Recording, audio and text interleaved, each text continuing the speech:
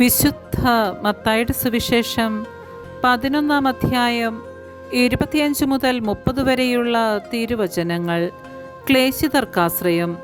യേശു ഉദ്ഘോഷിച്ചു, സ്വർഗത്തിൻ്റെയും ഭൂമിയുടെയും നാഥനായ പിതാവേ, നീ ഇക്കാര്യങ്ങൾ ബുദ്ധിമാന്മാരിലും വിവേകികളിലും നിന്ന് മറച്ച് ശിശുക്കൾക്ക് വെളിപ്പെടുത്തിയതിനാൽ ഞാൻ നിന്നെ സ്തുതിക്കുന്നു.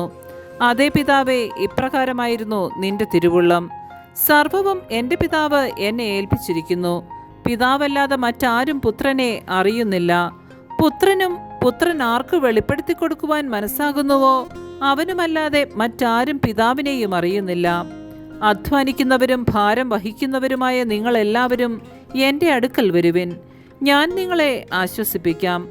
ഞാൻ ശാന്തശീലനും വിനീത ഹൃദയനുമാകിയാൽ എൻ്റെ നുകം വഹിക്കുകയും എന്നിൽ നിന്ന് പഠിക്കുകയും ചെയ്യുവിൻ. അപ്പോൾ നിങ്ങൾക്ക് ആശ്വാസം ലഭിക്കും. എന്തെന്നാൽ എൻ്റെ നുകം വഹിക്കാൻ എളുപ്പമുള്ളതും ചുമട് ഭാരം കുറഞ്ഞതുമാണ്. നമ്മുടെ കർത്താവായ മിശിഹായ്ക്ക് സ്തുതി.